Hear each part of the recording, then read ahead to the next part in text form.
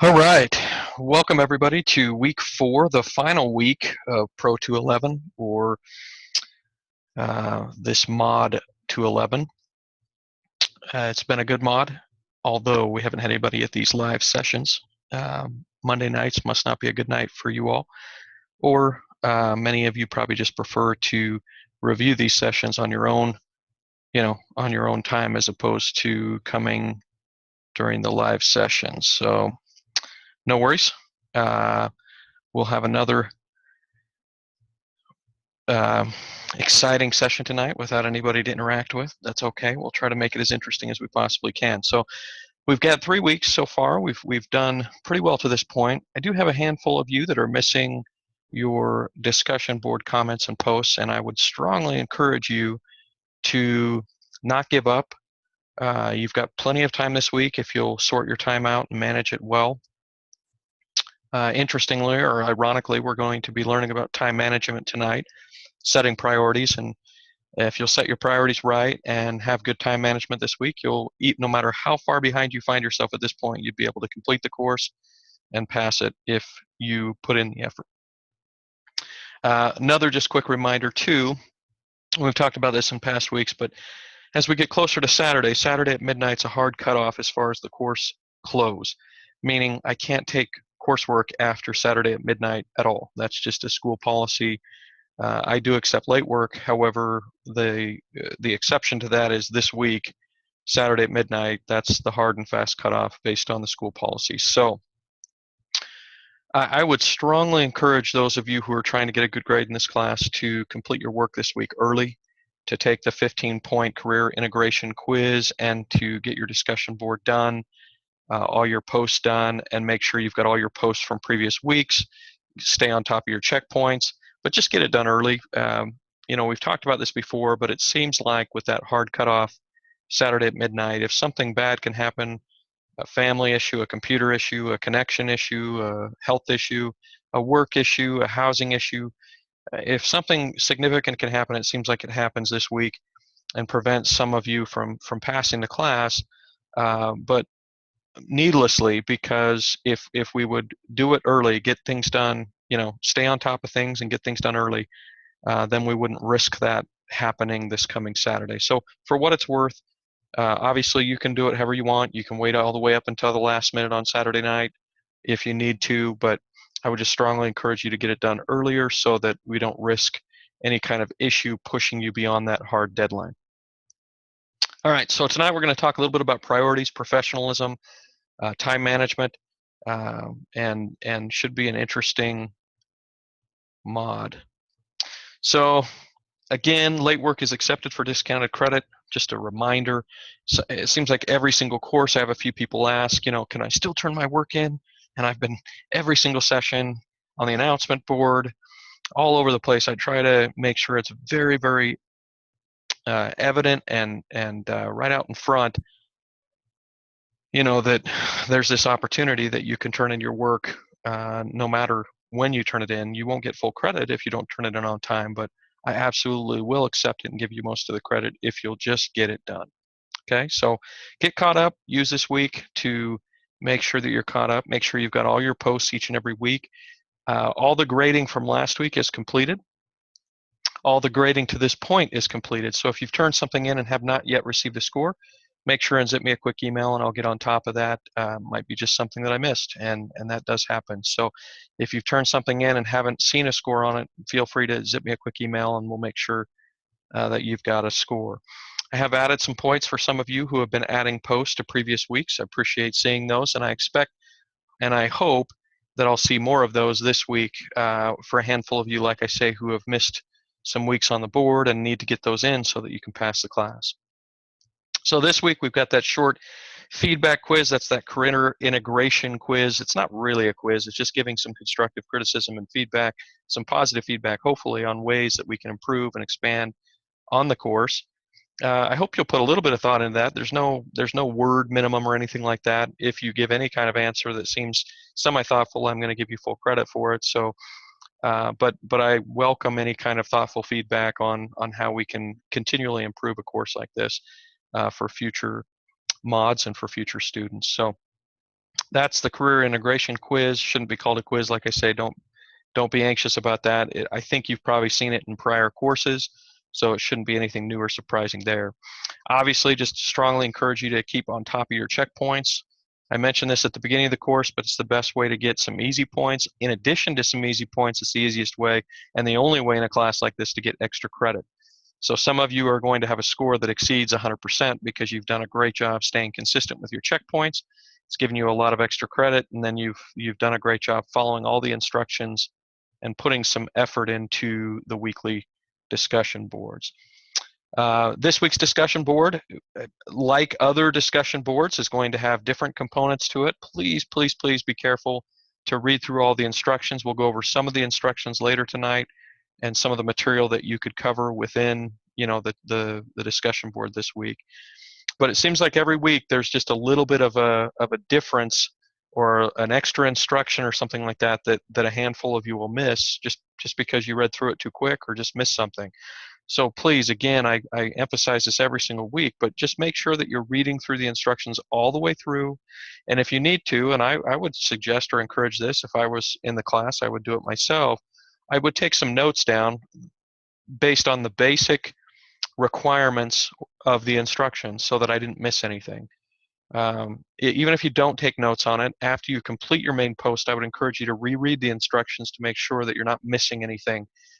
Because every week it seems like the main post has kind of two components to it. One is kind of a using technology in some way, like we've used Excel, PowerPoint. This week's going to be a memo of types, but you can just type it right into the actual area where you type in your discussion board. It doesn't need to be an attachment per se this week.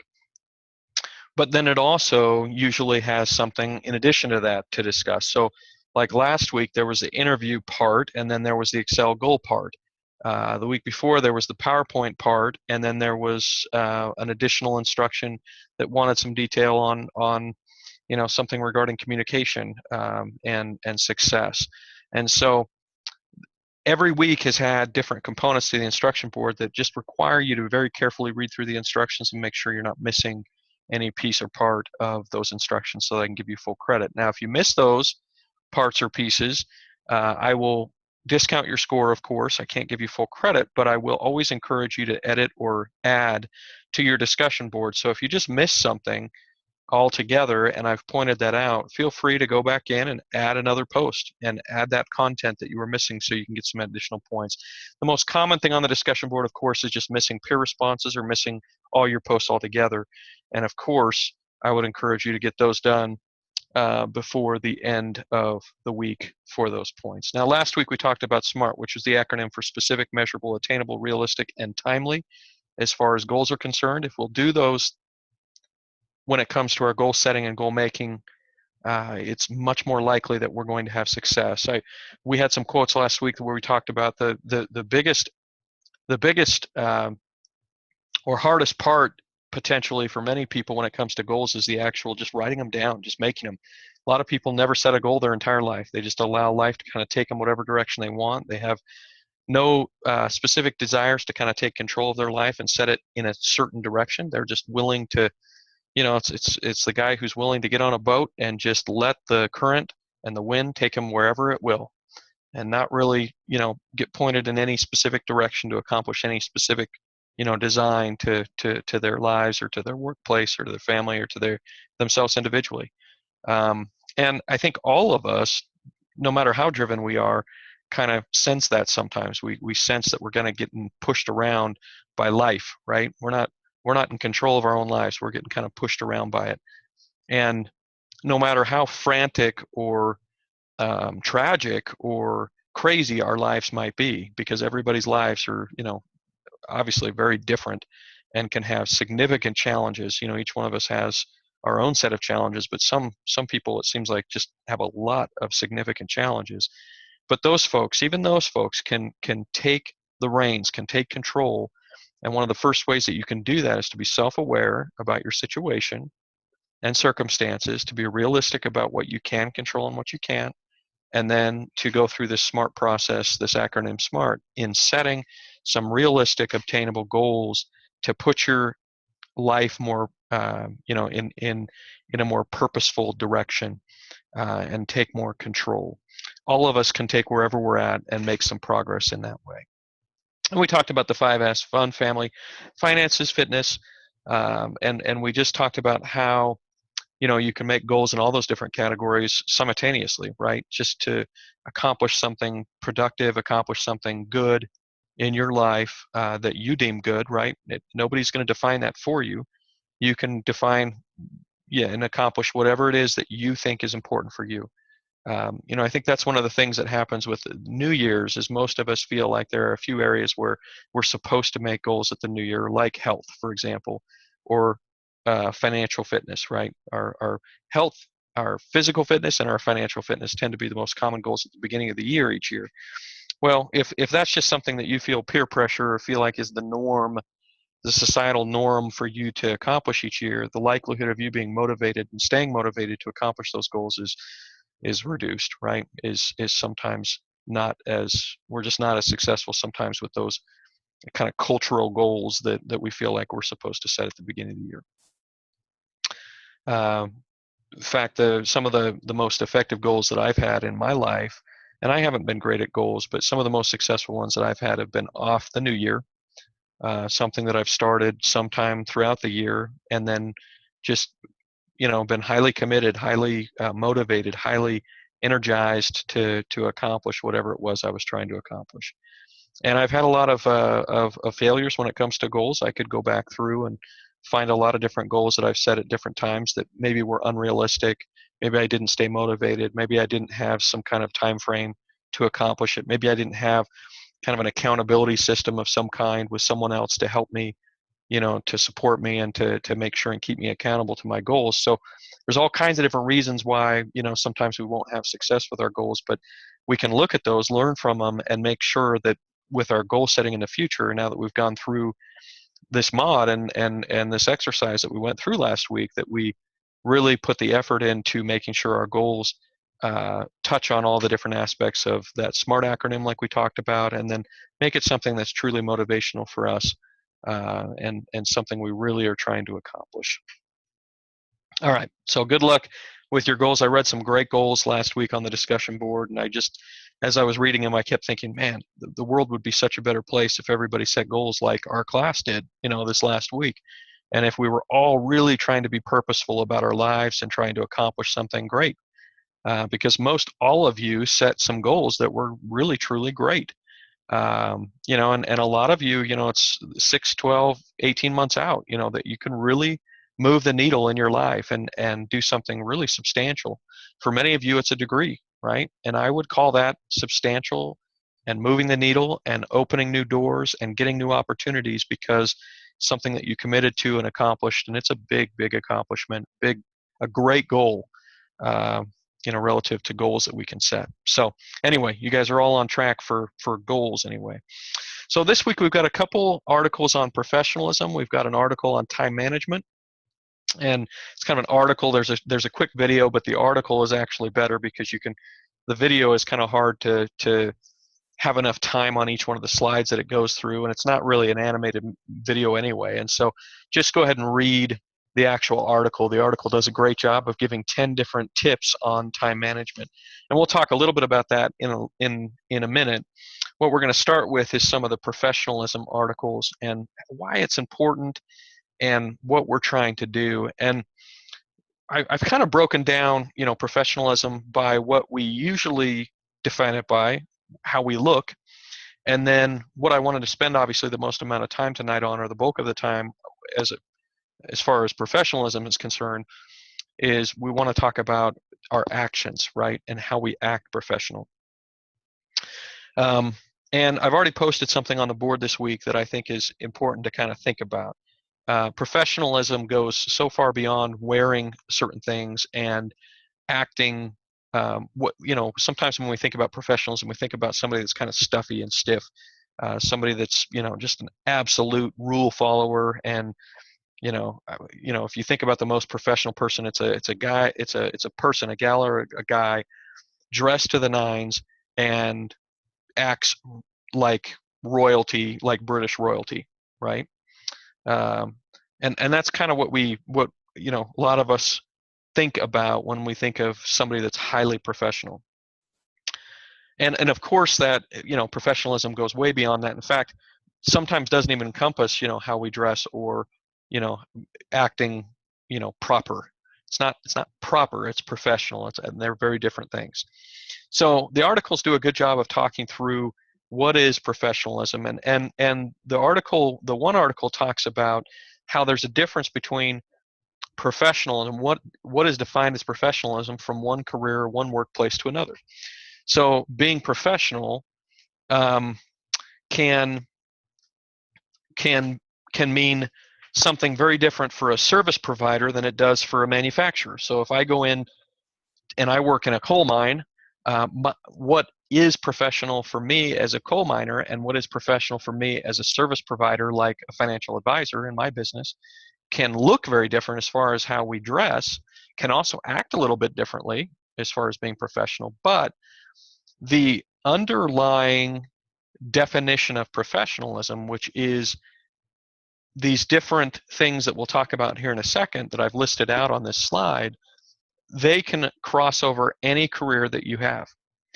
And so the first thing that one of the articles talks about is how integrity is absolutely what professionalism is. So you being honest about working hard, about working well, about trying your best, about trying to follow procedures, rules, trying to be sensitive to your coworkers, trying to be thoughtful and a good team player. Those are all things that play into someone's professionalism. So, you've got the person who wears the suit and acts proper because that's part of their job being professional. Then you've got folks who wear whatever they want, right? They know they're going to get dirty, but they work hard and they fulfill expectations and they have a lot of integrity. So this whole concept of integrity is this idea that we're being honest, and it's honest, it's internal honesty basically, meaning if we're getting paid to do a certain job, then for us to have integrity, we're going to accomplish it to the best of our ability. We're not going to waste time, our employer's time, especially when we're getting paid to do a job. Now, I've been at different workplaces where I've heard people say something like, hey, we don't get paid enough here anyway, or I don't get paid enough for this job, or we don't get paid enough for the work we have to do or the people we have to put up with here. And that basically that's excusing our integrity, basically. It doesn't matter what we're getting paid, right? And it doesn't matter how we're being treated if we still have, if we're trying to be professional and if we really truly have integrity, we're going to try to do the very best we can. And if we are in an environment where we truly can't, for some reason, there's a cultural, we talked about how companies have cultures and mission statements, effective companies do. If our values and personal mission statements vary too much from the company that we work for as far as their culture and their mission statement, we may need to change employment so that we can have integrity and work honestly and put in honest work day in and day out. Sometimes we need to be congruent with our company culture, us personally, before we can actually do that at a high level, right? But as far as excusing it away, if I work at McDonald's and I say, well, these people don't pay me enough and my supervisor just jerk, and this is a crap job, well, then as an owner, I would expect you to just quit, okay? I would not expect you to have a bad attitude and put in, partial effort. If I hire you and if I'm going to pay you, right, to be there, then I have to trust that you're going to have integrity and do a good job and try your best, okay, and work your hardest. And I realize there's a culture, a pervasive culture, especially among younger people, that just says, nah, I'm just going to work the bare minimum. I'm going to do just the bare amount that I have to keep my job.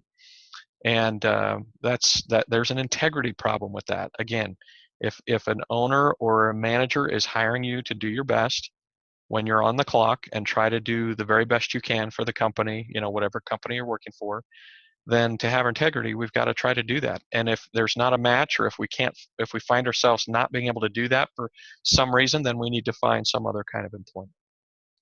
So that's perhaps the biggest part of professionalism, is that integrity, that trustworthiness, that honesty with ourselves about the effort and energy that we're putting into the work that we're supposed to be doing. We do high quality work. We work hard. We put in good effort. We have a good attitude. And if you know, I've worked in some different places. You know, everything from one job that I had. I used to work. You know, I had my day job, and then Fridays and Saturday nights I worked at a depot that would organize newspapers for paper carriers. So I would come in Friday night and I'd work through the night, and then I'd come in Saturday night, work through the night, and basically organize and prepare the papers for the folks who would drive the papers around. In this case, in this area, they're all drivers, they're all adults. We don't have paper boys anymore or paper girls anymore in this area. So the adults drive the papers around, but we have to sort them and order them before those folks could take them. My point is, I worked around some people who had a lot of professionalism, even at a depot, working a manual job like that, not getting paid a lot. That they took a lot of pride in the effort and energy and professionalism that they put forth. And then I worked with people who, you know, and you've seen this everywhere, had a bad attitude about what they were doing and didn't put a lot of effort in. So we've all worked different places. One of the things that's happened over the past 10 years at Walmart is there's become this attitude issue among Walmart employees. And it goes both ways, right? It's a culture of bad attitude from entry-level employees, but there's also a culture of sometimes a lack of respect and that comes from the other side, that comes from ownership and management. The individuals, if they're paid a minimum amount to do and expected to do a high level of work, and all they're doing is enriching, you know, the billions and billions of dollars to the owners and management of a corporation, it's difficult to keep morale and a culture that's highly, you know, that's motivated, that has a good attitude. You look at companies like Nordstrom, and even companies, fast food companies like Chick-fil-A and In-N-Out. If you're familiar with either of those two companies, those employees usually have a good demeanor and attitude. Well, it's not just because they're good people, and believe me, those companies do a very good job hiring people that have a happy and positive demeanor. But it's more than that. They actually get paid quite a bit more than the average fast food restaurant worker, and they act the part, right? They feel honored and respected by the company they're working for, and so they in turn put in better effort and energy and attitude toward the company and toward the work environment that they're in. So anyway, lots of different examples that you could go through. You could think through different workplaces you've been at, different companies. If you feel like you're fairly paid, obviously that helps when it comes to attitude. And again, if we can't have this professionalism because there's something really wrong or truly wrong with our workplace, doesn't fit our values, doesn't pay us fairly, doesn't treat us fairly, those are reasons for us to be looking for something different, so that we can have, you know, so that we don't have excuses for our professionalism. What I would warn you, though, is that many people are quick to make excuses about their lack of professionalism instead of just trying to be as professional as possible, regardless of their circumstance, right? People who are professional seek self-improvement. People who are professional are purposeful about their time management, and that's why professionalism and the time management piece go hand in hand.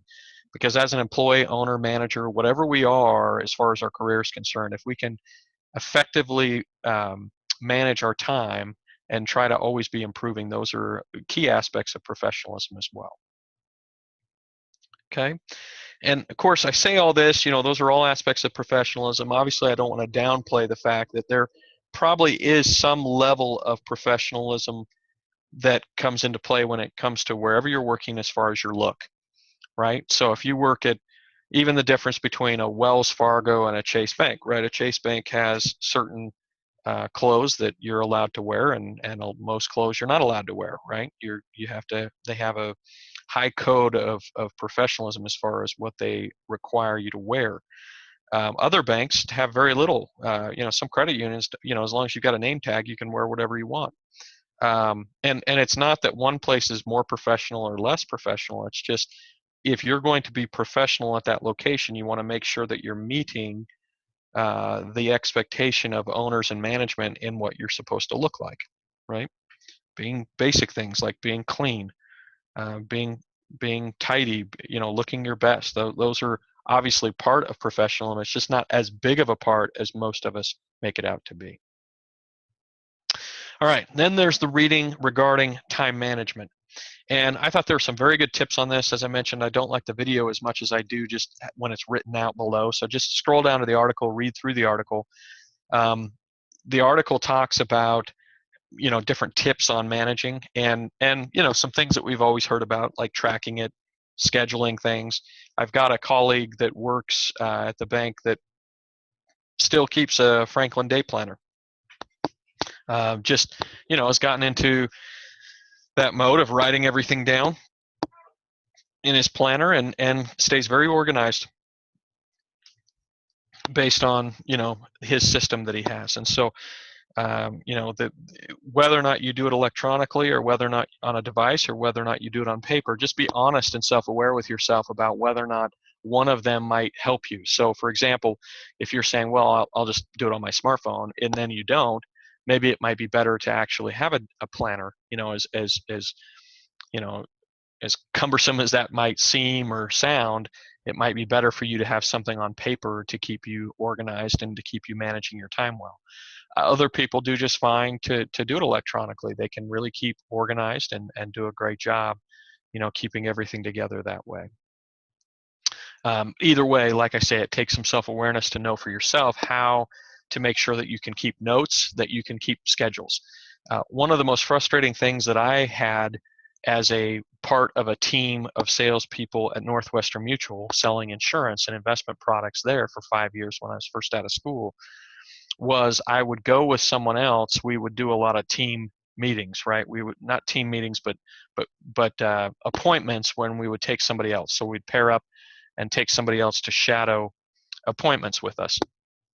And one of the things that I always would talk about with people who were going with me to watch what I was doing is I wanted them to take notes.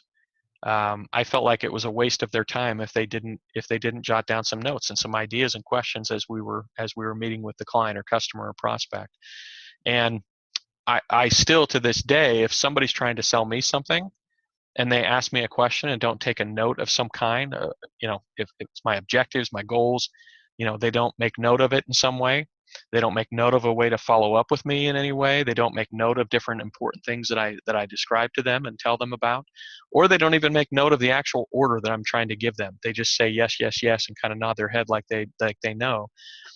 That worries me as a consumer, right? I want that person to be taking notes. I want to make sure that my order's correct. I want to make sure that the things that are important to me, they're making note of so that they can accomplish, they can give me options based on my objectives and my goals and not just what they're trying to sell. So note taking and making sure that you've got some way of jotting down notes, electronic or paper notes, either way, is I think very important, both as a sales skill and communication skill, but also as a time management skill as well to keep things organized.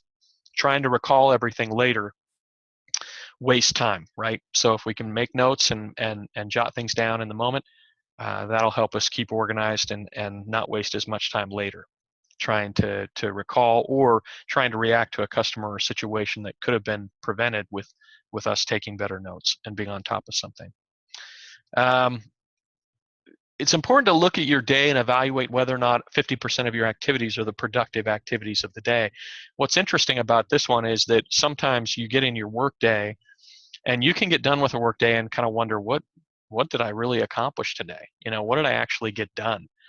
And one of the things that this exercise does is it makes you say, okay, to take control of my workday, to take control of my life, basically, I need to make sure that more than half of my day is spent doing things that are productive, that either make the company money, make me money, create value and profitability for for the group that I work for, or the firm that I work for, or the place that I work.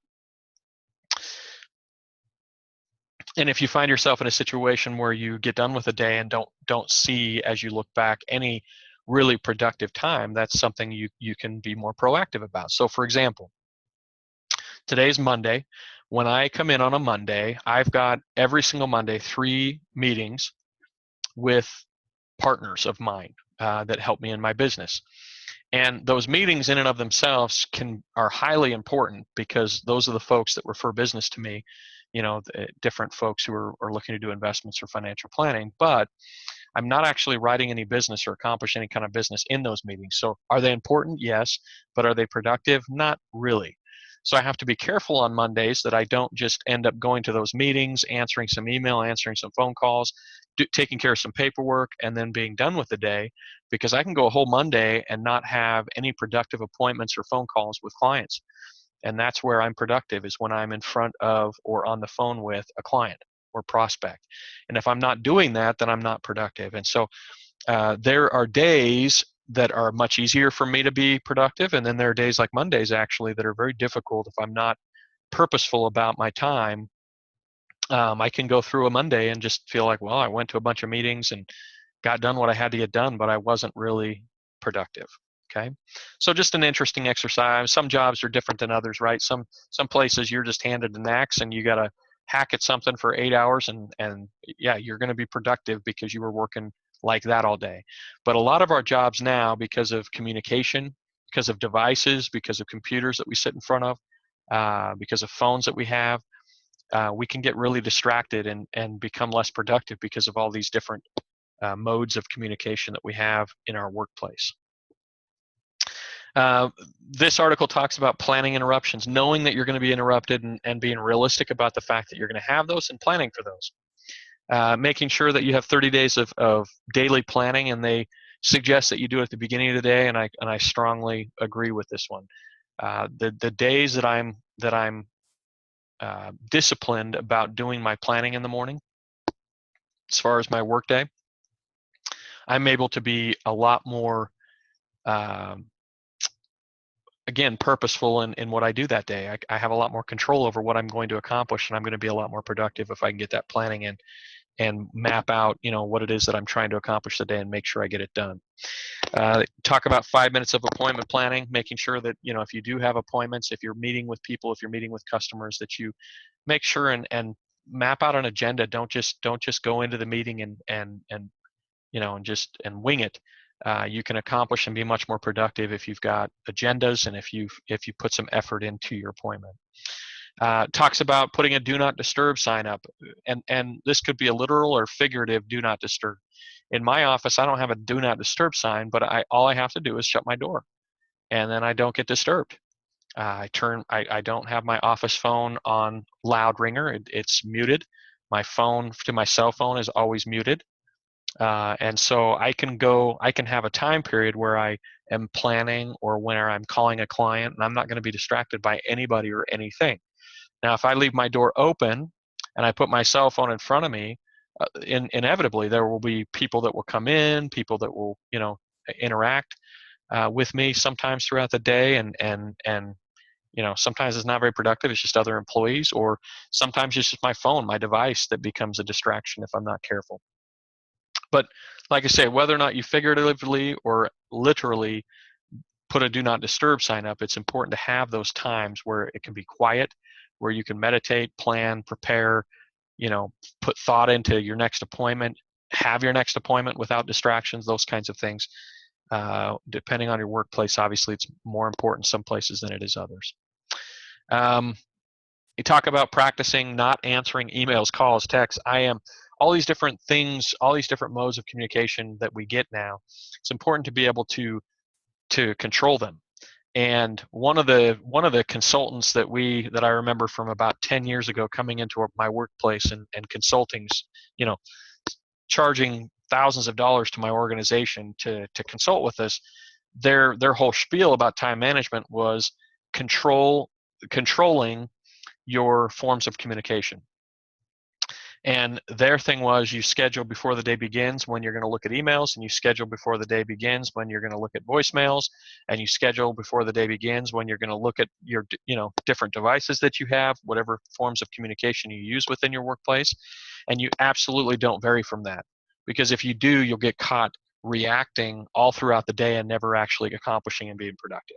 And there's some truth to that. I haven't been very disciplined about that in my work life. I feel like I can manage some of my modes of communication like email and phone pretty well throughout my day. But if you find yourself kind of getting whipped around by those different modes of communication, it might be important to set boundaries on when you answer and when you do what you do, especially with communication. Turn off social media to stay focused. Obviously, that's, you could be on Facebook all day at work, not accomplishing anything. Or you can, turn it off, and most companies now have policy regarding that. Instagram, Facebook, Twitter, those types of social media probably are against work policy, if I were to guess. During work time. Obviously, you've got breaks, you've got lunchtime, you've got other times, you've got all the time outside of work to accomplish social media, but work is probably not the time. And once again, it kind of goes back to that professionalism. Even if you have downtime, there's probably something that you could accomplish for the sake of your company, for the sake of moving the needle for the business that you're working for, even in your downtime. An example of that, at the bank, for bankers, they're not sitting in front of somebody all day long. A lot of times they don't have anybody at their desk. Now, some bankers, you can see they're taking care of personal stuff the whole time. They've got breaks in between. And other bankers get on the phone, they try to call customers, they try to take care of things, they try to be proactive and take care of people. That's a form of professionalism and business integrity. That they're using the time that they're at work for work-related things and staying focused and using downtime as time to accomplish. All right, then some more on the readings that talked about priorities, to determine your different priorities and rank them. And subcategorize them. So you've got different priorities that are personal, priorities that are professional, and other priorities.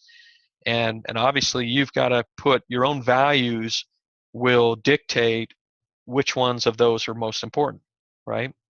If I value power and privilege and money over everything else, which some people do, even if they don't say as much, some people do, it's obvious that they do, then I'm going to put my priorities within my profession before everything else, right? And if I'm honest and self-aware with myself, if I truly put personal, family, spiritual, other things as a priority in my life, then I would rank those before my professional priorities. But it's an interesting exercise to go through all the different priorities that you have in your life, the things that you value, the things that are important to you, the things that take your time, and prioritize them based on and rank them, right? Because what you'll probably find is the things that you rank up top, a lot of times you don't make time for. The things you rank lower on your list, you absolutely make time for. And what we want to talk about is, well, we're going to talk about urgent versus important here in just a minute, but that's basically what dictates that. When we rank our priorities, when we rank the things that are important to us and the things that take our time, and we end up with a disconnect between the things we think are most important and the things we've been spending our time doing, usually it's because those things that are unimportant that we're spending all our time doing are the things that feel the most urgent to us. Okay, and the things that feel the most urgent to us usually get our attention, even if they're not important. So we'll go through an exercise here in a few minutes that will help us to focus on those things that are both urgent and important. All right, so the discussion board for this week, of course, you've got your required readings, the video which has the reading that I've encouraged you to read. And then the instructions say write down 2 benefits of understanding the difference between clock time and real time. One of the articles talks about clock time that you see on the clock versus real time. And you'll need to understand what that article is saying about the difference between the two. And then you're going to be talking about the difference between work, home, and goal setting when it comes to the difference between clock time and real time. Then you're going to make a list of your top priorities and explain briefly why they're important to you. What are your priorities at work? Are they similar, at home or at other places?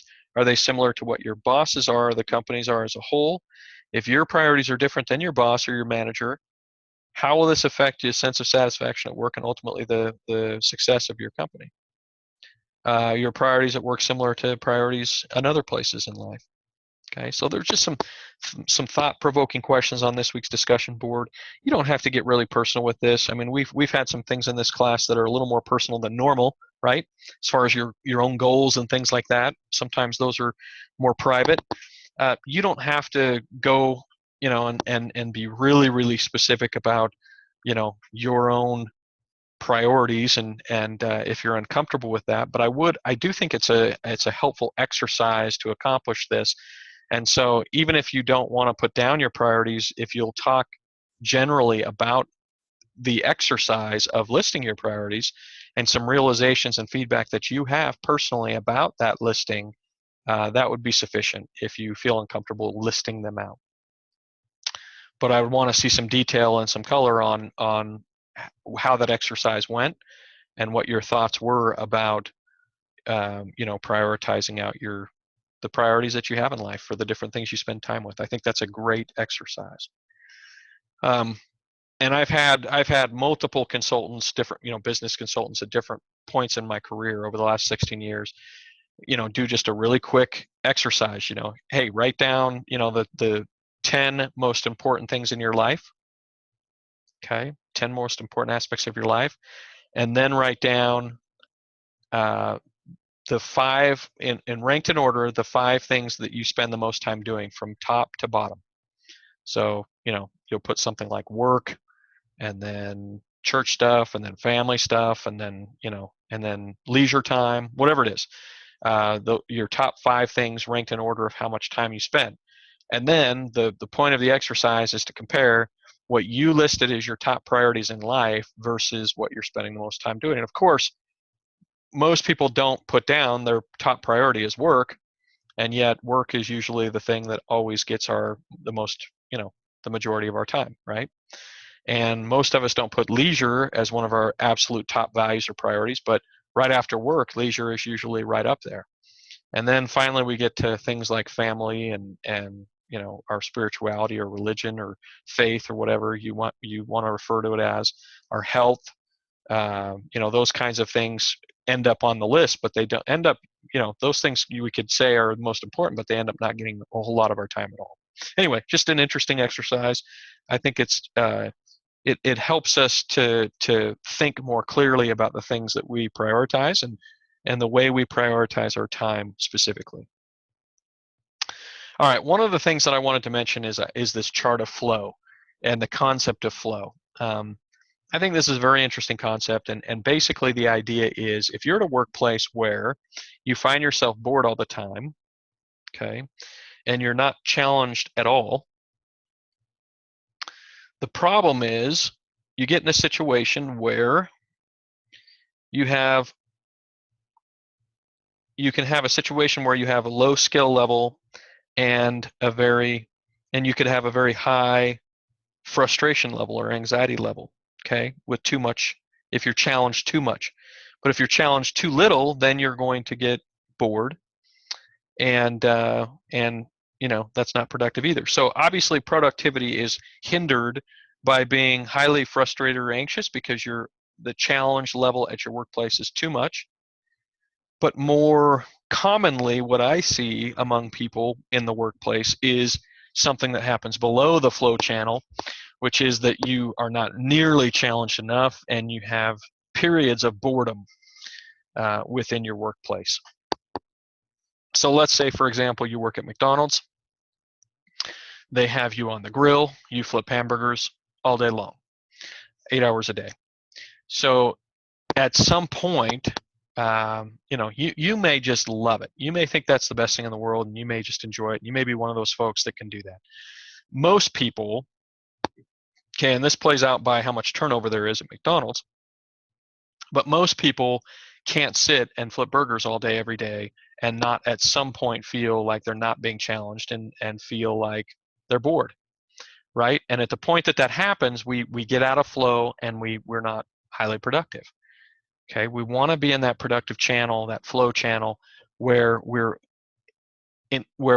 challenged at a level that matches what we are capable of and keeps us engaged, right? And early on in any workplace, most of us aren't very bored, right? Everything's new. We're trying to accomplish new things. We're trying to learn and remember all these new things. And then once we get working for a while, then it's the real test comes, because early on in a workplace, most of us can have a pretty good flow because we're on our toes, right? We're trying to impress, we're trying to figure out, we're trying to memorize, we're trying to do what we're supposed to do, and that it's challenging. Almost any work environment is challenging initially. And then we get into a situation where sometimes we get into routines and habits, and it just becomes second nature, and then it becomes boring. And when it becomes boring, like I say, we sometimes can get way off this flow channel. Work is not fulfilling. We're not able to stay focused. We're not able to stay productive and professional, like we were talking about earlier. Sometimes that requires for us to make a change if we can't stay professional and within our flow channel. The opposite is sometimes true, which is sometimes we get in a situation where we're way over our head. The expectations are way too high. They expect way too much of us as far as what we need to understand and learn and do. And we end up burning out and having way too much frustration and anxiety about our workplace environment. And that's also not a good fit, right? And we need to be aware, self-aware enough to say to ourselves, okay, this isn't a good fit. I need to go talk to management about, relinquishing some of my stress, that I feel at work, either some of my responsibilities or changing my responsibilities or learning, what it is that makes me anxious that I'm not really getting or grasping. There are ways to be very candid with owners and supervisors and managers and be very impressive at the same time. So some of us get caught in this cycle where we think that if we were to ask for help or ask for advice based on a stressful work environment or anxious work environment, that somehow that would mean that we're a failure, we're not good enough, that might make us seem weak to our employer or manager, when the exact opposite is true. An employer or manager, a good employer or manager, would love and welcome to have the opportunity to coach and mentor and train if you're feeling that angst, and feeling like you're not in that flow channel. So anyway, just wanted to graphically show you that. I think we've all been in work environments where we've maybe been bored at times. We've all been in work situations where we've maybe had too much anxiety and too much pressure for us to really be in a good place from a productivity standpoint. You can empower your management and supervisors if you'll verbalize, where you're at on this scale, and not be embarrassed to say that you're a little bit bored, and not be embarrassed to say that you're a little bit overwhelmed at any given point, and ask for advice and help on making sure to get into that flow channel again. All right, so earlier we talked about time management. We talked about how there's usually this big disconnect between the things that are important in our lives and the things that we actually spend all our time doing, or most of our time doing. And what it comes down to, or can come down to, is the urgent, not an urgent, important, not important quadrant. Okay, so if you were to take the things that you do in any given day and really break them down into at a very granular level, what you'd find is that you can make a list of different things that you feel like you have to do in any given day, and you can break them down between this quadrant. You can put them into different boxes. You can say, okay, this particular thing that I did today was urgent and important. Okay, that's that top left quadrant. Or this particular thing that I did today when I looked at Facebook, looked at the updates, was not urgent and it wasn't important, right? Or this particular thing when somebody called in was urgent but not necessarily important at the time. Or this person who walked in with a customer service issue was definitely important but not necessarily urgent. Okay, I didn't need to take care of their problem right that second. I could have told them, listen very carefully to what their problem was, and then told them that I would give them a call back when I had an opportunity to really devote some time to their situation or their problem. And they wouldn't have been put off at all by that, but instead I spent 2 hours right in the middle of my workday when I had other things planned to do, trying to react to that situation. Anyway, that's just an example.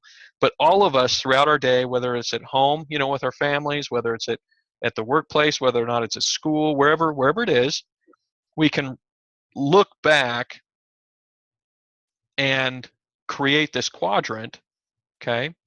And when we create this quadrant, we can analyze the things that were urgent and important, or important and not urgent, urgent but not important, and not important and not urgent.